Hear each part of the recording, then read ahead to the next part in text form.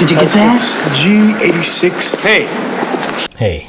Alright, so let me paint you a picture here really quick. So you're watching TV, and in this scenario, it's cable television, whatever. You're scrolling through movies and series on demand, and you come across a corny little movie, and the description reads, young and up-and-coming police officers being recruited by a government-funded program to go undercover into schools and other youth-driven scenarios alike to uncover and take down illegal operations that are driven by minorities. If you're someone who, doesn't live under a rock or observative, you might be able to pick out that this is 21 Jump Street. And I would say you're right, but you're probably thinking of the wrong one. We're here to talk about the real 21 Jump Street. Yeah, that's right. We're going back to the 80s, baby. Premiering in 1987, starring Johnny Depp. So, as you're familiar with, in this series, the mayor has an idea to start a program where young police officers are trained and dressed to go undercover into high schools. In most scenarios, they really like to make a point, especially in the first couple episodes, that they kind of want to rip out the root of the weed before it can regrow. Or simply putting it, they just want to stop young criminals and put them behind bars before they can graduate and become bigger, badder criminals. That's where we're introduced to Officer Tom Hansen. So something I would like to just interject with and point out is that this show, even though it may have come from the idea of what I'm about to bring up,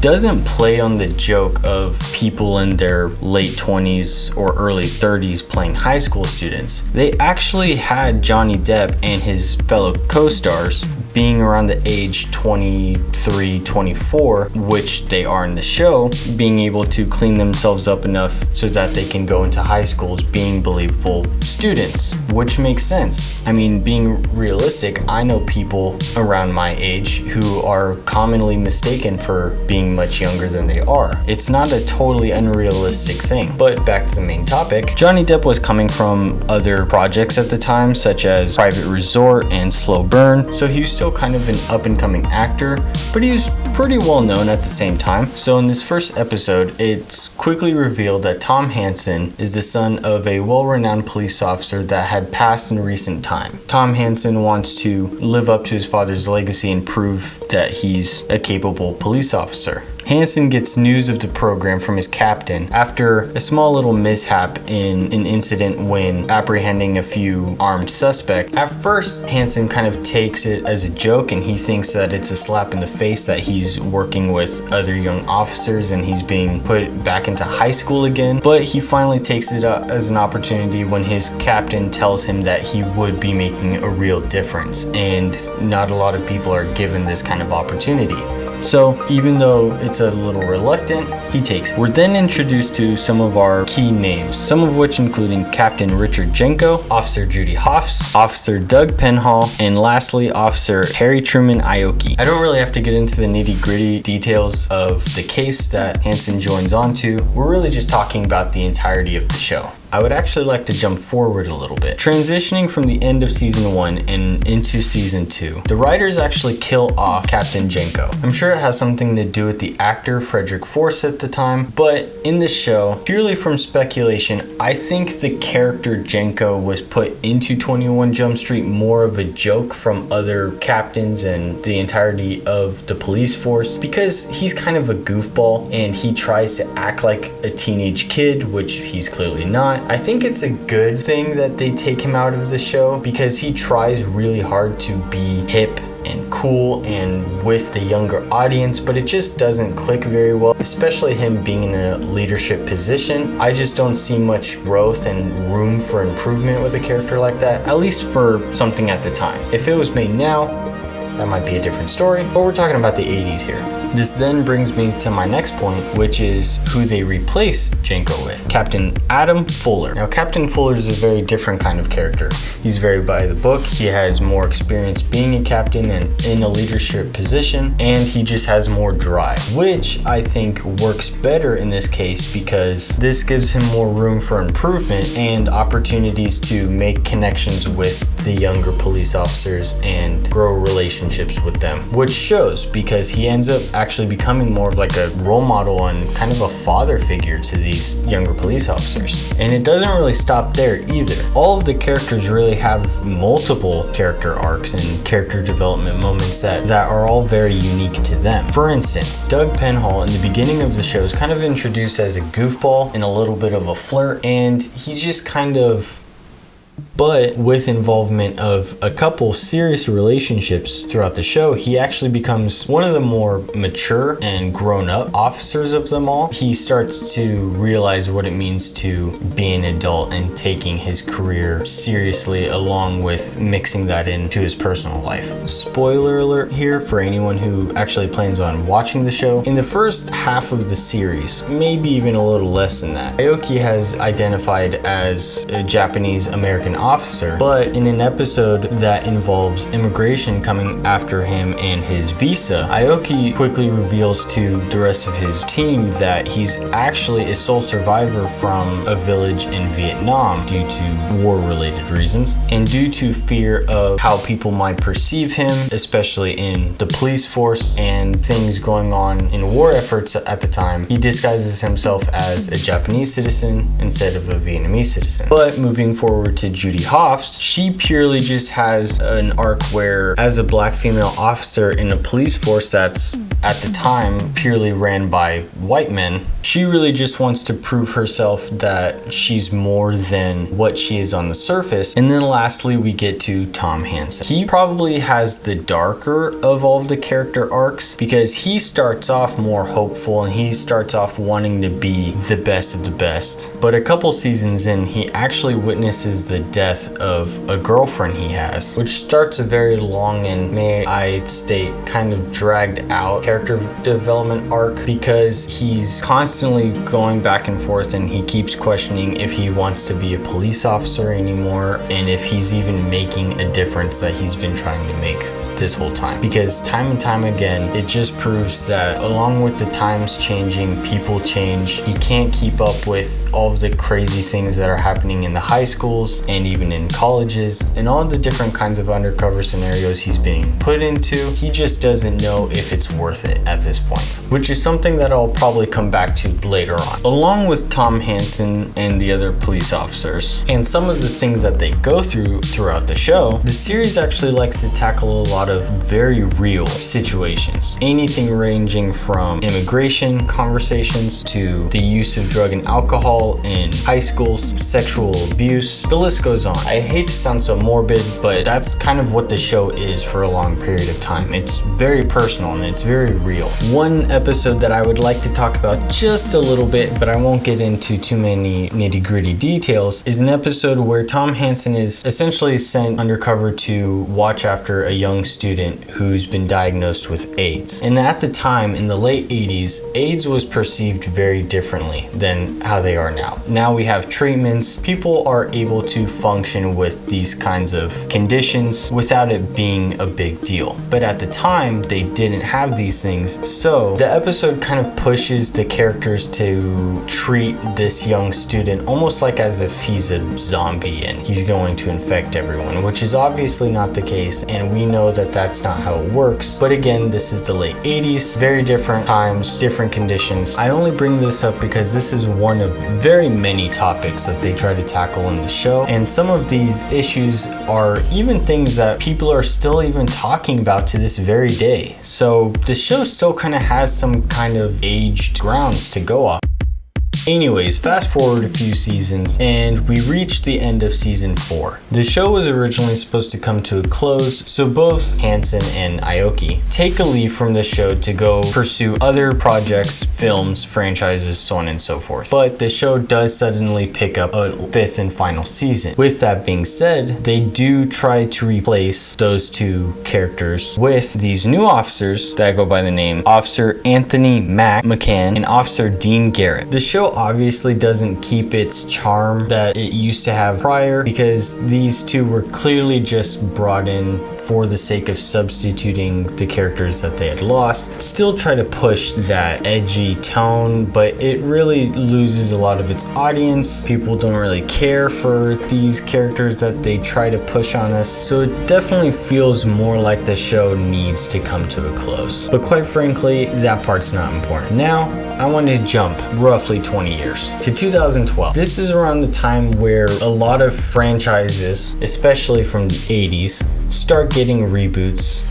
with a comedic twist. But anyway, 21 Jump Street starring Channing Tatum and Jonah Hill releases in 2012. So I'm actually gonna rag on both 21 Jump Street and 22 Jump Street a little bit, but it's only because after rewatching the entirety of the original series and the two movies, you can really see that these two movies are just a cash grab. They're just doing it because they ran out of ideas, put their hand in a hat filled with titles, and they decided, let's make Jump Street. They actually even make a small little nod to this joke in the beginning of 21 Jump Street with their captain, these two being men in their 30s trying to pretend to be high school students. Unlike the original series, the two movies do vaguely go over some real life issues that occur in high schools. The most notable just being the use of alcohol and drugs in high schools amongst minors. And they also go over like self-esteem issues amongst high school students, which is also a big deal these days, but they still only brush over these ideas,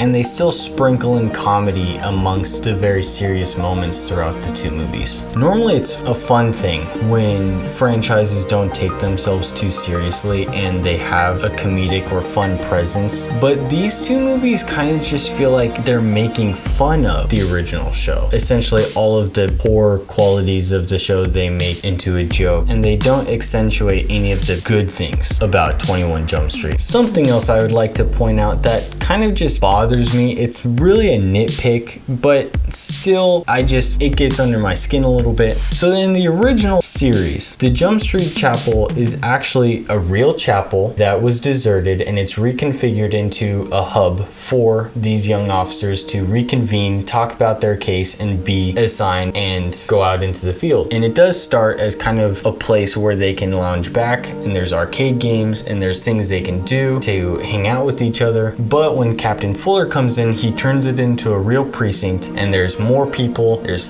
desks, there's filing cabinets, there's phones ringing. It's a busy place, there's a lot going on, and there's life. It feels like a real precinct. Even though it's not talked about at all, there's these little segue and transitional shots that they have of the chapel and officers going in and out. They're always going in and out of the chapel through the back, an entrance that's attached to the alleyways. They want to make it seem like the chapel isn't a precinct. They're hiding in there. The reason I bring this up is because in the two movies, the chapel, yes, is an old chapel, and it's been abandoned, and they're trying to reconstruct it into a functioning precinct, but there's still a lot of chapel stuff in there, and they try to make jokes that it used to be like an old Korean chapel and that they left Korean Jesus up, which yes, I get it, it's a joke, haha, but it doesn't make any sense. Like, why wouldn't they clear out any of that stuff to make it functional and practical? Because no one outside of the police force is going inside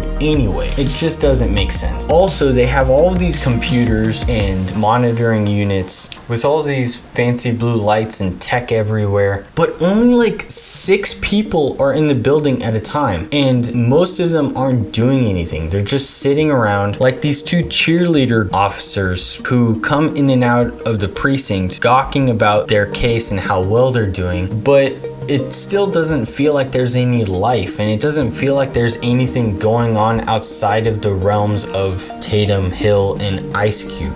which don't even get me started on Ice Cube's character. There's no reason why he's in this movie. I'm not talking about Ice Cube, I'm talking about his character as a captain. All he does is he gives them an objective to find the supplier, but other than that, he's purely just a comedy device and makes fun of them, but he has no real character that develops or has any growth at all. Like, he doesn't push the story in any way. The closest we get to that is in the second movie, where he's the father of the girl that Jonah Hill's character's going out with, but again, it's purely just a random comedic plot device. It doesn't have any real connections to their case or what's going on, the premise of the movies. He's really there just to yell and make the audience laugh. Okay, I need to calm down here for a second. I understand that people actually enjoyed these movies. I remember my first time going through, I had a laugh, and you know, there's something to be enjoyed. But for anyone who did watch the original show, or maybe even people who grew up with the original show, I could see how maybe they went into these two movies having a particular idea if maybe they didn't see the trailer, and just kind of being let down that these were just two slapstick comedies that again kind of just make fun of everything that was so great about the original show. Maybe I'm just a little biased because I actually did go through and I watched the series so that I could make this video. One last thing about the 2012 movie 21 Jump Street that I would like to go over is the cameo of both Tom Hansen and Doug Penhall. I understand why they did this. They wanted to have a cool little nod to the original show, and they had Johnny Depp and Peter DeLuise come back and reprise their roles. It was fun, it's cool, and it's an interesting little touch. But if you're like me, again, who kind of had an attachment to this show, there is a big inconsistency with the character, which again doesn't really matter, and it doesn't have much to do with the movies and their premise, but there's just kind of this huge inconsistency that I just can't help but to point out. In the original show, like I was describing before, Tom Hansen actually starts going through a darker path where he contemplates whether or not he wants to be a police officer and if he's even making a difference. They actually have a small little fun filler episode from the perspective of a young officer in the near future at the time who's joining the Jump Street program, and he's interviewing all of the original Jump Street officers, all of which have grown up and they've started to do their own thing. When they get to Tom Hansen's character, again, it's more of a gag and it's supposed to be funny. He's all old and he's kind of creepy and delusional. He does have a quick little reference saying that he no longer wanted to be a police officer anymore. He had done what he can and he moved on and he left the force, which obviously still makes sense for that version of the character. Jumping to the 2012 version of Tom Hansen, he's been undercover along with Doug Penhall this whole time as older drug dealing bikers in the DEA. It doesn't make much sense that he would have gone even further into the force and estranged himself from society, you know, chasing after drug dealers. It doesn't line up with the character at all. Tom Hansen, based on the way that the show went, he probably would have just left the force, maybe even started a different type of career and just tried to focus more on himself and living a normal, relaxed life. Again, I know it's not a big deal, but I just can't help but to point that out. The show was a great show for what it was. And even compared to other action drama series of the late 80s, putting bias aside, I actually say that 21 Jump Street did it right. And even though it did drag on for a couple seasons and it starts to fall off when, you know, Tom Hansen is always questioning his place in the show and they end up replacing him and another officer with two other guys, it does kind of drag out and it falls short and it loses its charm. But even with that being said, I still loved it. I think it's a great show. I would actually recommend it. It's on YouTube. Yeah, you have to watch the ads. But let me know what you think in the comments. Did you watch the show, whether it was the entirety of it or maybe even just a couple episodes? Did you like the two movies? Did you not like them? All opinions are welcome, but please let me know. I want to talk about it in the comments. Also, with that being said, like and subscribe, hit the notification bell so that when I post another video, you see it. And to all of my two-legged, four-legged, and even six-legged friends, yes, I know you're out there. I hope you have an amazing rest of your day, and please have a good one.